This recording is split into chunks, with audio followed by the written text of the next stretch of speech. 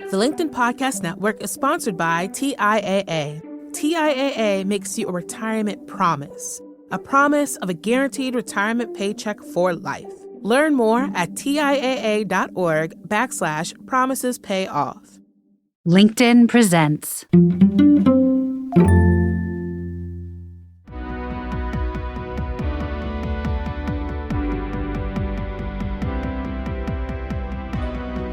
I'm Aarons-Mele, and this is The Anxious Achiever, the show that looks at the intersection of mental health and work, and how we can all do both better.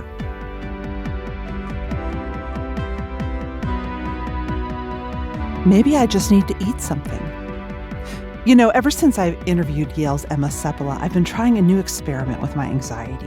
When anxious thoughts or feelings rush in, I try to pause and I ask myself, what do you need? It's simple, she says. Let's say you're having an anxious moment at work, right?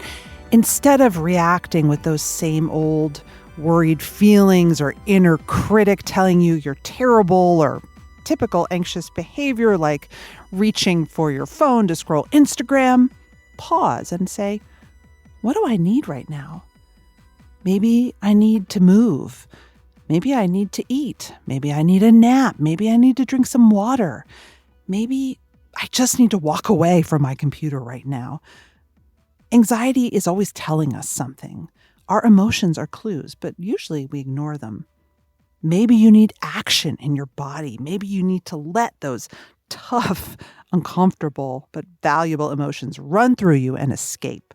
Seppala is a lecturer at Yale and author of the book Sovereign, Reclaim Your Freedom, Energy, and Power in a Time of Distraction, Uncertainty, and Chaos. She uses psychological data and neuroscience to look at the ways we can really stop subjecting ourselves to self-destructive beliefs and behaviors.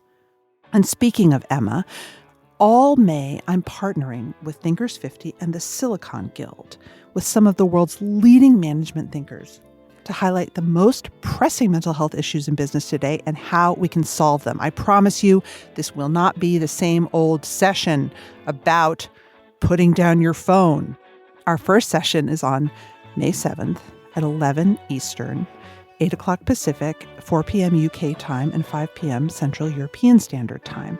And you can find more on LinkedIn or on the Thinkers 50 website. I really hope that you'll join us every Tuesday in May to talk about mental health, work, and the urgent agenda.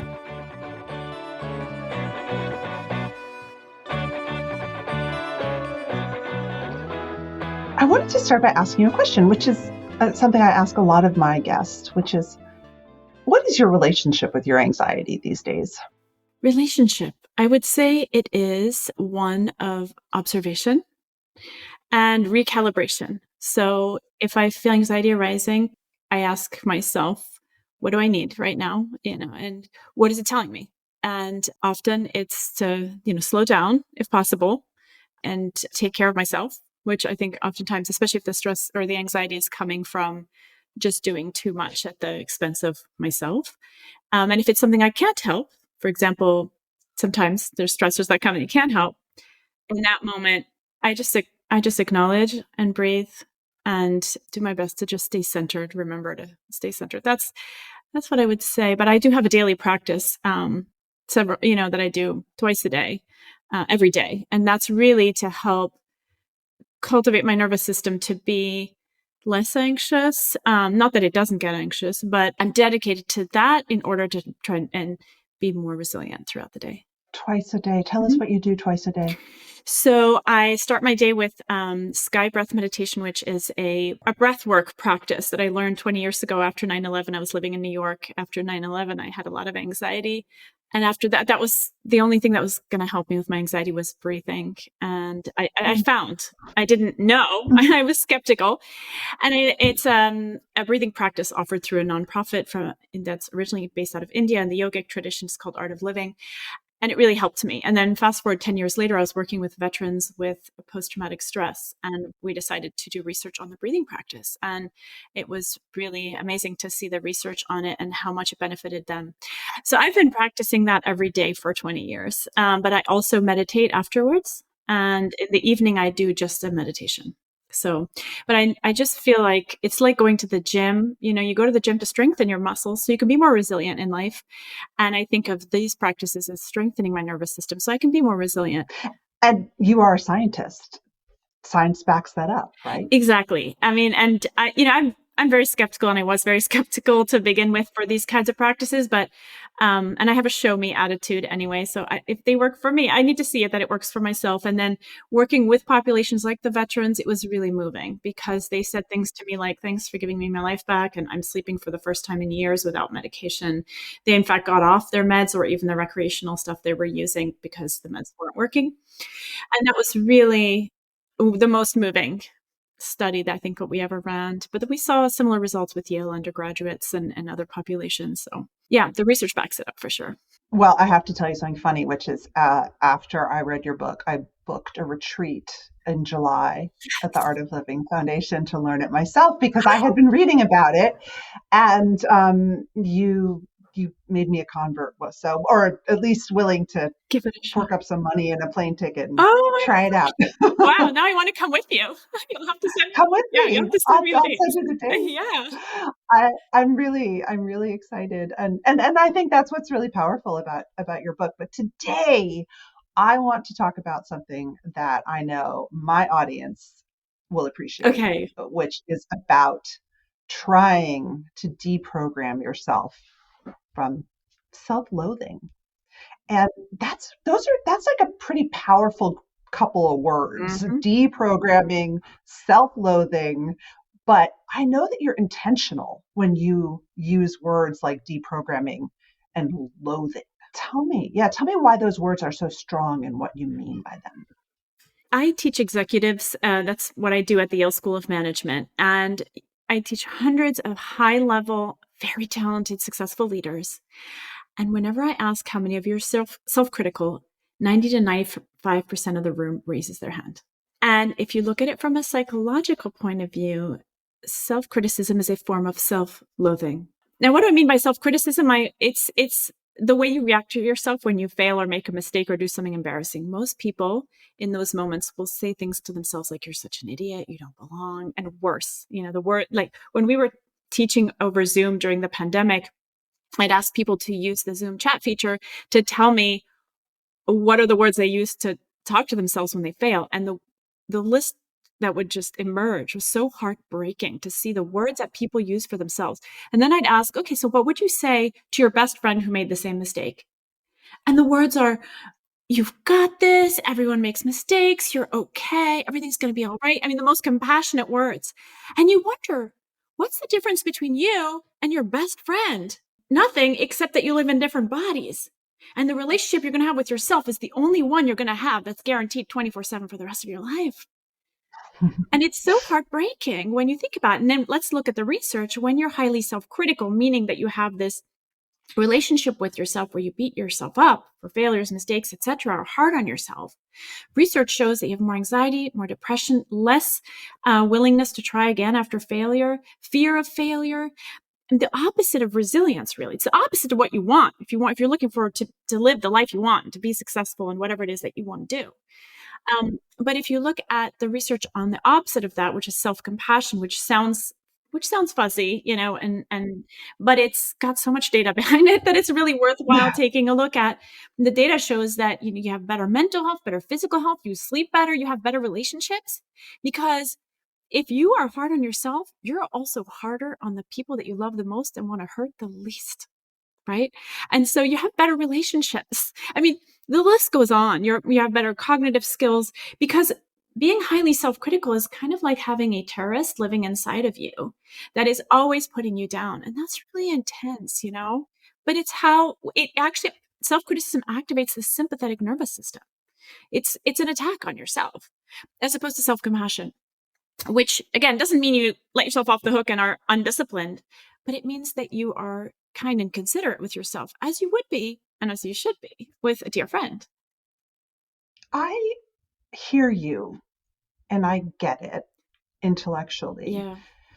It still feels super foreign to me because for me, the pattern, and for a lot of anxious achievers, the pattern is the critic does activate the anxiety, which activates the motion, which activates the furious activity to get it done, stay late, push, push, push, which feels like you have to be the critic because that's what keeps you going. That's what keeps you achieving. Mm-hmm. And the idea of not doing that feels so foreign, Yeah. like breaking a good luck streak and really, really hard. Maura, thank you for saying that. You know, when I taught Yale undergraduates, I got the same response. They're like, Yeah. that got me here. Like, what do you mean Right. change? But, and I remember this one, and that's why I wrote my first book, The Happiness Track, was about looking at the science behind achievement. And do we really need to be in this sort of self-destructive go, go, go mode in order to be at our best? And what the research shows is that actually we are going to be at our best and better if we take care of ourselves along the way. And I'll take care sounds like again, a fuzzy term, but for example, if you want to be most innovative, then your brain needs to be in alpha wave mode. That's when we get our aha insights. And that you get when you're in a place of relaxation, when you're not highly stressed. When we're highly stressed, we're less likely to get innovative insights. We're more likely to get those when we're in the in-between space, which is why people talk about getting ideas in the shower or meditating, things like that. So Right. that's one thing. But I remember this one student, and he was a Gates scholar. I mean, he was just top, not just a Yale student, like a top of the Yale students. And he said to me, and I was like, don't believe me. This is science. I want you to just go spend the next week listening to your own needs and taking care of yourself as you're getting things done. And he did. And he came back a week later and he said, I didn't stay up all night studying. I spent time outside listening to the birds. I did my work, but I didn't overdo the way I usually do. And he said, I got more done faster and I'm happier. And Wow. it's After a week. yeah. And again, he went on to become a Gates scholar. And so, I often think, when we go to a different culture, it could be a different country, it could be a different city, a different state, where people do things differently, right? Or you could be in a bicultural home and people do things differently in different cultures. And when we enter a new culture, we always get the invitation to observe that and see, oh, wow, that means the way I've always been doing things isn't the only way or necessarily the best way, right? So I moved from France where I grew up to the US, and in France, people tend to be really negative, and here people tend to be more positive. And I thought, wow, you know what? I like this better here, right? So I made that I could choose. And so what I'm asking is to question this idea that we need to be in the self-destructive mode in order to get things done, because that may work for a little while, but it leads to burnout. And we need you here. We need people, everyone here at their best and to be able to be their best in a sustainable manner. And we know from research that when you are in a more parasympathetic mode, less stressed, and so forth, you're going to make better decisions. You're going to be more emotionally intelligent. You're going to be more creative. Your cognitive skills are going to be sharper.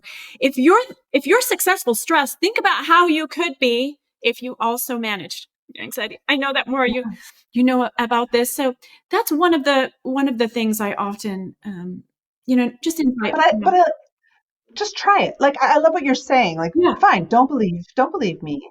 Try it, and I think it's the flexibility. I mean, what we all hope for people is that they are flexible. Ultimately, you have to find what works for you. And, if this lifestyle works for you and you're sleeping great and feeling great and super happy, and then everything's fine, right? But if you're finding that you're burning out and you're insomniac and you're getting health issues and you're not happy, then maybe look into some other ways of doing things. And sometimes people feel like, oh, this feels so like you said, like so intellectual, like how do I even put this into practice? And that's why in my book I try to just keep it really simple. Like what do you need right now? Let's say you're having this sort of anxious moment. What do you need right now? Maybe you need a nap. Maybe you need to just take a walk around the block. What's something concrete you can do? Maybe you need to eat something. How many of us just don't eat for a while, and then that will put you in fight or flight mode. That will activate your sympathetic nervous system, and you don't even realize you're anxious, but it's actually because the last time you ate was 5 hours ago. You know what I mean? Or 6 hours ago, right? So, but just these basic things, the way that you would take care of a child. So if you have a child with you, you're monitoring like, when's the last time I gave him something to eat or to drink, right? Because you want to avoid a tantrum or a meltdown or, whatever. But Oh, yeah. yeah, right. So then can we do that for ourselves? Like, oh, when was the last time that I stepped outside? I've been at my computer for 8 hours straight. Or when was the last time I ate something? Just keep it real simple. And that can make a difference in your nervous system right away as well.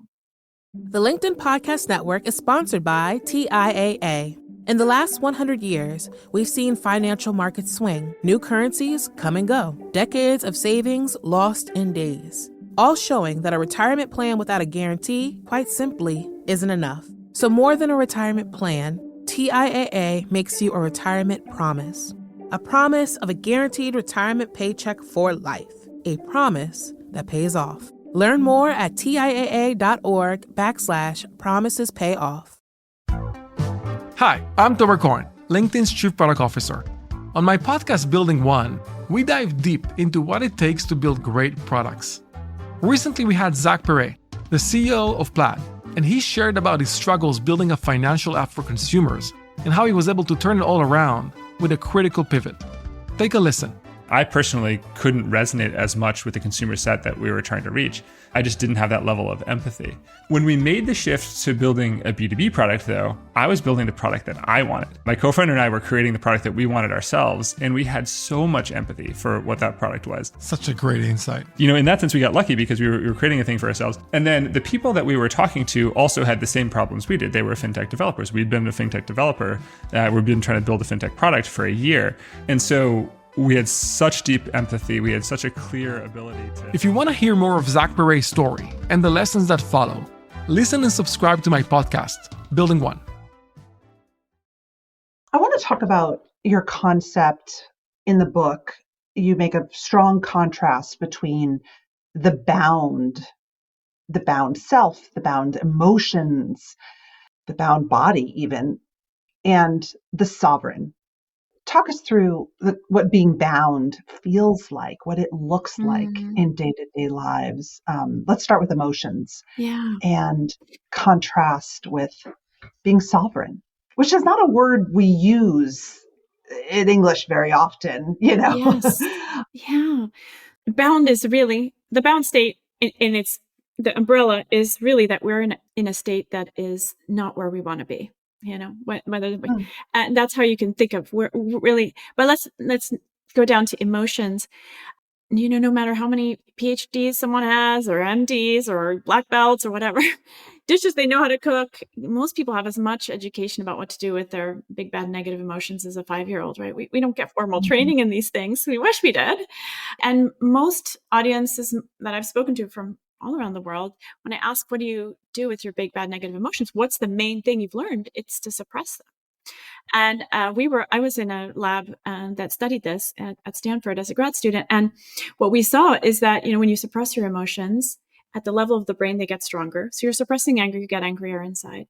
And it hurts your mental health, it hurts your relationships, and your physical health too. For a lot of people, suppressed emotion leads to psychosomatic stomach ache, headache, and so forth. And yet that's what we've learned to do. It is suppress, and it actually at the level of the brain, like I said, it makes the emotions stronger. And what do? We don't want to feel bad ever, right? So try to compensate. So how many people are addicted to anything so as not to feel bad? It doesn't have to be alcohol and drugs. It can be overworking. It can be over volunteering. It can be whatever. It can look so good. And at the end of the day, you're still there with the emotion when you come home, right? You're still there. Are we bound like we're trussed like a turkey, or are we bound to something? Bound to, well, in the case of bound emotions, you're bound to the emotion, right? It's still there. When you think about a child who's angry is angry for 1 minute, 2 minutes max. It's feeling it real intensely, and then it's gone, right? And it's best gone. Friends with the person they were just so angry at, and you're like, what happened? Because you can think of emotion as energy and motion. It's moving through your system. But what a child does is it fully experiences the emotion, and then the energy moves through them and out. Now, not to say that, that an adult should have a full-on tantrum right there in the supermarket because they don't have their favorite milk or whatever, right? But as adults, we don't want to feel bad ever. So we push it down, and then we try to compensate with whatever I'm going to use the word addiction because whether or not we're, alcohol addicts or whatever addicts, most people are addicted to something. What is it? It could be scrolling, doom scrolling, shows, entertainment. Let me just do something so I don't feel bad. Anyway, the point is that we're still stuck to the emotion. An adult could be angry for the rest of their lives. So a sovereign relationship with our emotions is allowing ourselves to feel the emotion and let the energy move through us and experience it fully, which we don't want to feel. But at the end of the day, that is how we're going to be free. And so, I mean, one example I can share is that, when I was in college, which was, 25 years ago now, I had an eating disorder whereby whenever I would feel bad, I would binge. And this was, Me too. Me too for many years. yeah, it was just, and I think of that as an addiction, right? It's like any addiction. It's like, oh, let's try this thing to make me feel better. And eventually you don't feel better. And at the end, you still feel just as unhappy, if not more. And you cry. I would always cry after. Anyway, so there was one day when I went for my first meditation experience in college. It was very weird to meditate back then. There was only a couple of us on campus. And I went primarily because I had a crush on someone who was there. And I thought maybe I could meet them. So we went to this meditation session, which I hated because it was an hour of staring at the ground. And I just couldn't wait to get out of there. And the next day I was feeling down again, and I walked into my dorm room and I saw this leftover pizza, which looked disgusting, but I thought, great, a chance to binge. And in that moment, and I attribute this to the meditation, because meditation, we know from research, expands your awareness and your self-awareness. And in that moment, I had this aha moment. Hey, you always cry after you binge. Why don't you cry first this time? And I thought, why not? And I'll do that, and then I'll binge all I want. And I lay on my bed and cried. I let that energy, that emotion move through me. And when I was done crying, I sat up and I realized I don't want to binge anymore. And that was the last time that I ever engaged in that. But it really opened my eyes to how once we allow ourselves to feel, and again, there's so much research on this, then we can be free from that bound state of misery. Not that it's easy to feel negative emotions. And I've sometimes people give me feedback like F off, like I don't want to feel life is hard, already. But I really share this both from a science perspective, but also, from the bottom of my heart, is that if you want, the only way out is really through. So what's your advice? You work with people who have jobs, big jobs. I sort of love the idea of having a tantrum. I will tell you that every once in a while I do have tantrums, and not at work, but I will just lose it. But it feels really good to have a tantrum. And then you're right, it passes, but we can't do that. And at work, we're triggered so often, all day long, right? How do we contain the emotion appropriately, but not get bound? That is a hard dance, I find. You don't want to suppress it, but you want to move the energy. So there's different ways. For one is the breathing exercises that I mentioned, but also when you experience, let's say you're triggered by a colleague, even just going into your office and just doing a short breathing exercise where you exhale for twice as long as you inhale for 5 minutes, at least it helps to start to move the energy. Or you can go outside or do something creative.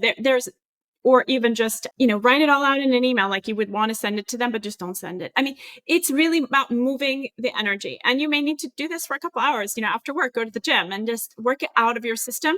And then it doesn't mean you don't want to address it, because you may want to address it, but you probably don't want to address it in the moment when you're triggered, because it'll come out in a way that seems really inappropriate. And people will think there's something wrong with you as opposed to something that they need to address, because it'll feel way too out of the blue and maybe perhaps, like you said, inappropriate.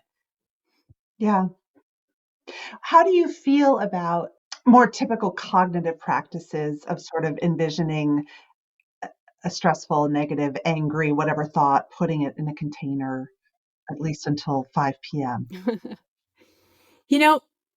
I have to say, as someone who is very sort of cognitive in my own lifestyle and as a research scientist, I prefer techniques that are not cognitive, because I think that as psychologists, we have really overemphasized the mind at the expense of the body.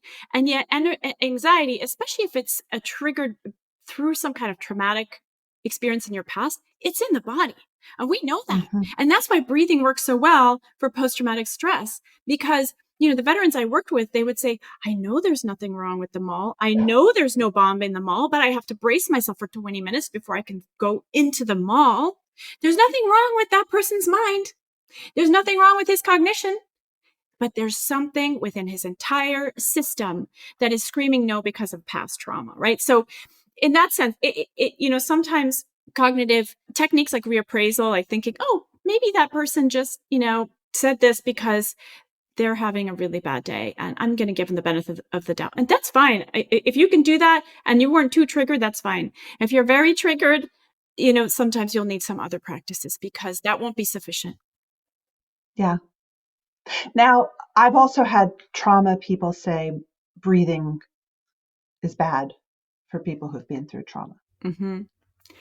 I can only speak to the research that we have done. And I also know there are a lot of breathing techniques out there and a lot of people on YouTube claiming to be breathwork masters. And for all I know, what they're doing is great, but I can't speak to all of that. I can only speak to what we have done research on, which is the sky breath meditation that we researched with veterans and military. And it's taught in a specific way with specific instructors and, specific duration. The nonprofit that teaches veterans and military is called Project Welcome Home Troops. And they do it in a very mindful way that works, at least in our studies. It shows that it is at least as good as the gold standard cognitive therapy that's offered, cognitive processing therapy for post-traumatic stress. All practices like meditation and breathing too, in the moment when you're doing them, can sometimes re-evoke the trauma. Mm-hmm. But what the veterans described was that they may have had memories in the forms of smells, visions, or whatever, in whatever way, but that after the process was over, their relationship to the memory was different. It was there in their past and they remembered it, but it was no longer here in their present, through which their entire reality was being filtered constantly, creating a lot of debilitating effects. I think with everyone, it's about what works for you. That's right. Your question, what do you need? Yes, exactly. And that, even just building that relationship with yourself and exploring what you need, that is so revolutionary. Who does that? We have been taught, especially women, I would say, but we have been taught to put our own needs aside and just focus on what needs to get done and what others need. And yet, if you want to show up at your greatest potential as your best self, as your most sovereign self, you need to put that relationship with yourself first, or have it be in the sense, not having meaning like being selfish or egocentric, but in the sense of having a nurturing relationship that helps you be at your best. What is the behavior? What can I do to start noticing when I'm loathing myself? Again, like you said, for a lot of us, it's automatic. It would never occur to us to not say, you're lazy. Why didn't you do this? You're dumb. Work harder. Blah, blah, blah, blah, blah. How do we even begin? So you are so cognizant of anxiety. I would say whenever you have an anxious response, let that be a trigger to ask, what do I need right now? As opposed to, am I good enough? That switch. Can I switch? Am I good enough? And replace it with, what's good for me right now? And as you make that a habit and actually follow through, where you're not just like, oh, what's good for me right now would be to not stay up all night, but I'm still going to stay up all night, right? So, I mean, again, if there's an emergency and you're at the emergency room and whatever, that's one thing. But if there isn't, why would anything be more important than your well-being, just as if you were taking care of a child? Of course, if you want to get things done, you have big work and you got to beat that deadline. There's no doubt about it. But how can you do it in a way that's most sustainable? And then when the deadline is done, have you scheduled time to honor yourself, just the way that you would an employee or anyone else, right? Oh, that's such a powerful switch when you have the anxious thought or when you hear the critic, instead to say, what do I need right now? Yeah. Am I hungry? Right? What do I need right now? And maybe it just means, actually, I don't need to be doing this work right now. It's not a life or death situation. And what I really need is to, go outside and go for a walk in the woods, because I deserve to sleep tonight. And if I stay up with more anxiety, I'm probably going to not sleep either.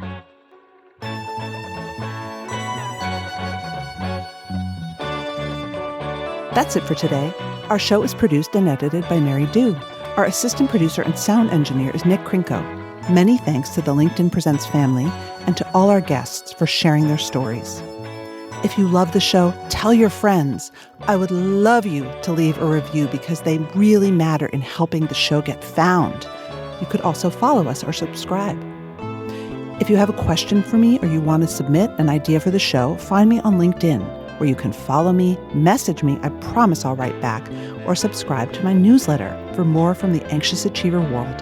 Thanks for listening.